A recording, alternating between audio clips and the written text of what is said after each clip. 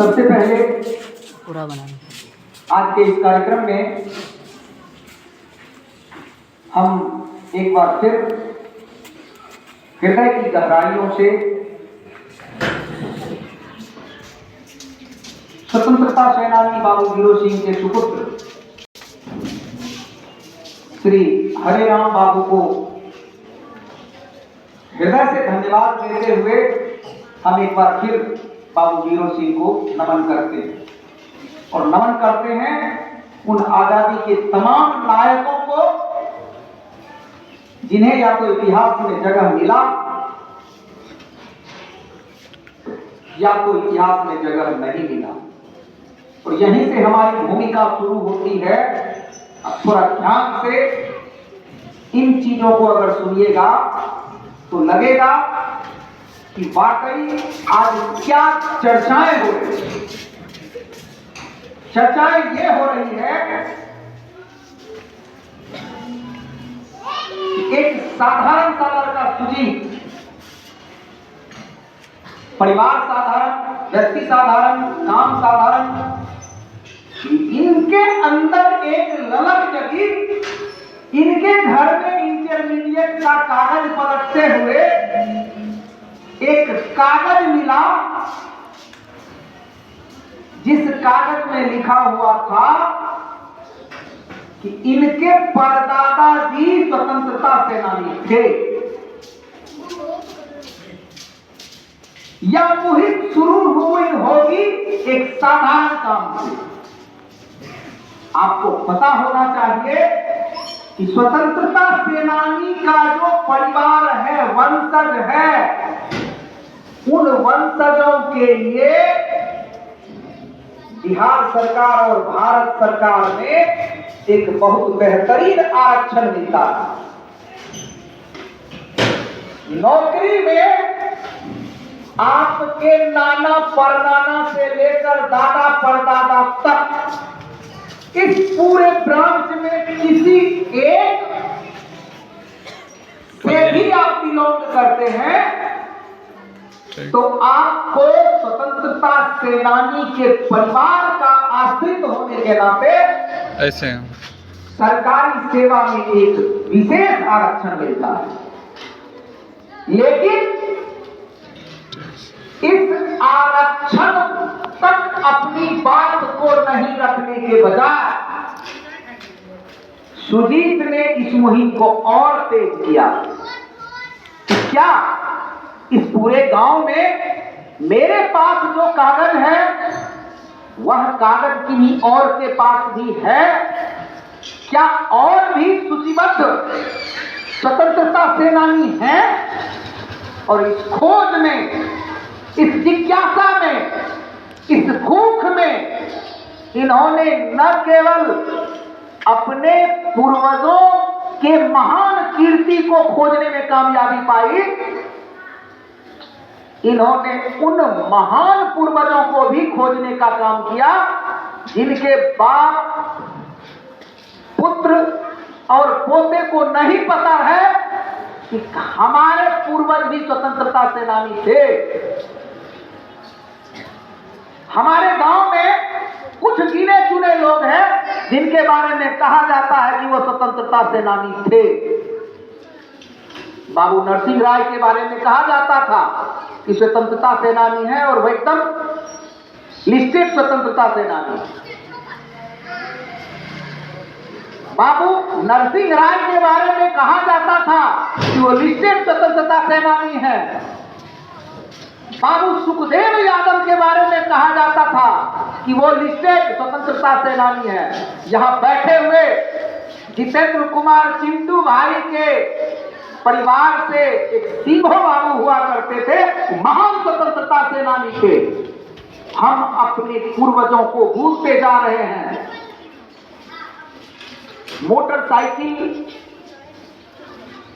Repairing करने का काम करने वाले कुद्दुस भाई के दादाजी दुल्लो मंसूरी इस औलियाबाद, इस भारत के महान स्वतंत्रता सेनानी थे। लोग आप जब तक शिक्षा प्राप्त नहीं करेंगे, न केवल आपको भुला दिया जाएगा, आपके पूर्वजों के महान इतिहास को भी इसी तरह सफल कर दिया जाएगा। आज सुजीत ने थोड़ी खोज की है, आप पता करिए अपने परिवार में, खोजिए अपने परिवार में, क्योंकि ये बिहपुर साधारण बिहपुर खिलवाड़ हो रहा है, वाकई खिलवाड़ हो रहा है। कटिहार से लेकर मधेपुरा तक, मुंगेर से लेकर बांका तक, इन तमाम क्षेत्रों का एक ही थाना था जिसका नाम था थाना बिहपुर। मुंगेर जिला के साथ प्रमंडल बना, मधेपुरा जिला बना, कटिहार जिला बना, भागलपुर जिला बना, बांका जिला बना, मुंगेर कल भी बिहपुर कल भी प्रखंड था, आज भी प्रखंड है, और यह थाना बिहपुर अपनी गुमनामी में खोता जाता है। इस बिहपुर पर गर्व करने की जरूरत है, इस बिहपुर की क्रांतिकारी मिट्टी को सलाम करने की जरूरत है। बच्चों, आप जाते हैं और मिल्की में मांगन साहब का मेला देखते हैं।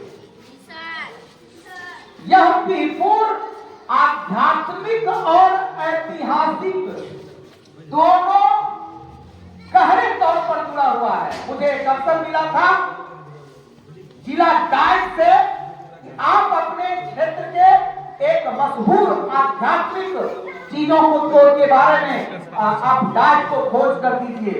मुझे लगा कि दाता मांगन शाह से बेहतर मेरे लिए कोई विषय नहीं होगा, और मैंने भी एक छोटी पहल की थी, दाता मांगन साहब के बारे में जानने का प्रयास किया। उस जानने के क्रम में मैं दो चीजों को जान पाया। आज जब सुजीत बोल रहा था कि 1857 के क्रांति में जब हम बाबू वीर कुंवर सिंह को याद करते हैं, झांसी की रानी लक्ष्मीबाई को याद करते हैं, तात्या टोपे को याद करते हैं, तो आपको इस बिहपुर को भी याद करना होगा। जो दाता मांगन साहब थे वो राजा जगवंत सिंह के दरबार में एक मुंशी लाला हुआ करते थे, उनके ही परिवार में वो रहते थे, जिनका परिवार कायस्थ परिवार आज भी है। अब सोचिए, दो चीजें जुड़ी है। 1857 की क्रांति में मरवा स्टेट राजा जगवंत सिंह और उन्हीं के वंशज के यहाँ जो राजा थे, उन्हीं से ताज जुड़ा हुआ है दाता मांगन शाह रहमतुल्लाह अलैह। आपको समझना पड़ेगा, आपको अपना इतिहास जानना है, अपने समाज का इतिहास जानना है, अपने क्षेत्र का नाम बढ़ाना है। फिर सब इतनी चीजें हो रही है, शहीद जुब्बा सहनी का यह नाम याद किया गया। बिहपुर के इन महान शहीदों को भुला क्यों किया गया? इसका एक ही उत्तर है बेटा, हर उस महान इतिहास को भुला दिया जाएगा जिनकी आने वाली पीढ़ी इसको याद अगर नहीं रखेगी। आने वाली पीढ़ी हम लोग हैं जो बहुत कुछ कम कर पाए। आने वाली पीढ़ी सुजीत जैसा नौजवान है जो कुछ करने का प्रयास कर रहा है, लेकिन यह जवाबदेही यहीं खत्म नहीं हो जाती है। अगर आपको अपने इतिहास को जिंदा रखना है, आपको अपनी संस्कृति और संस्कार को जिंदा रखना है, तो आपको शिक्षित बनना पड़ेगा, समझदार बनना पड़ेगा, मूल्यवान बनना पड़ेगा, खोजी प्रवृत्ति का बनना पड़ेगा, लिखना पड़ेगा, पढ़ना पड़ेगा, गढ़ना पड़ेगा, और जो भी चीज करना पड़ेगा उसका एक दस्तावेज तैयार करना पड़ेगा। मेरी शादी हुई थी, शादी में एक परंपरा है। यह परंपरा क्यों थी, क्यों है, मुझे नहीं पता। हरे राम बाबू बुजुर्ग लोग हैं, गांव में वहां पे नाई पूछा जाता है ससुराल में शादी करने के समय, क्या नाम है? नाम बता दीजिएगा। तब पूछेगा कि बाबूजी का क्या नाम है, बता दीजिएगा।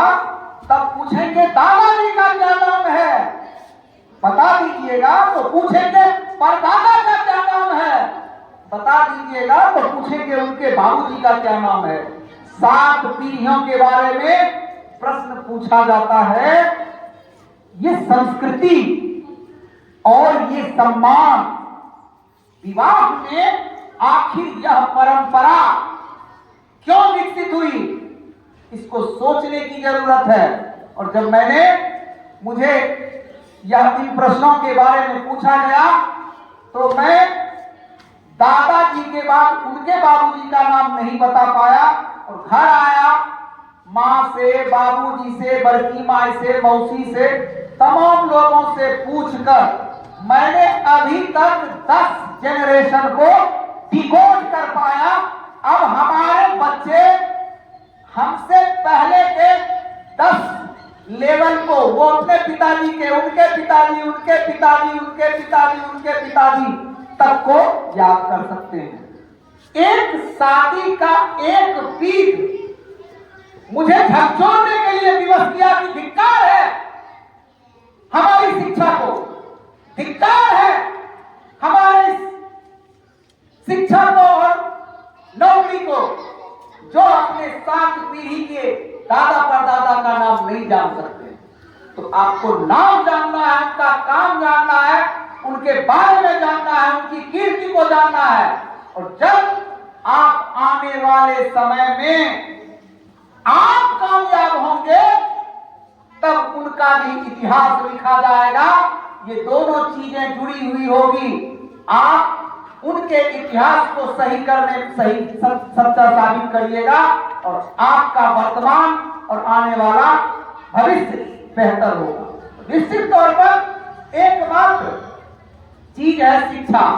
इन चीजों पर परिचर्चा की जरूरत है। मैं बहुत बच्चों को बोलता हूँ, महात्मा गांधी के पिता का नाम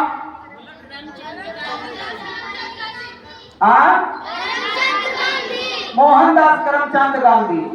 अमन, तुम्हारे दादाजी का नाम, उनके पिताजी का नाम नहीं पता, जबकि लेटेस्ट हैं और एकदम नजदीक में हैं, तो दादा के बाद नहीं जान रहे हैं। 1947 से पहले वाला 1857 में बाबू वीर कुंवर सिंह ने पैदा लिया था, उन्होंने काम किया था, उनके बारे में पता है। इसको जिंदा रखने का काम हम और आप करेंगे।